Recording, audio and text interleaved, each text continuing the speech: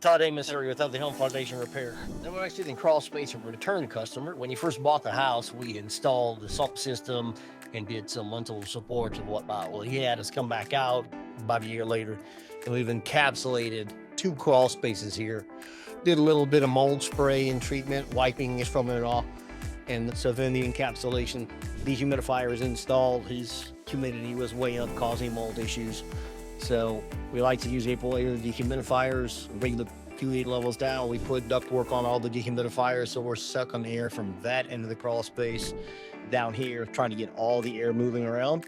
And then did a couple more lintel supports. And then about a 2-day job, we're finishing up right now. The guys have done a beautiful job here.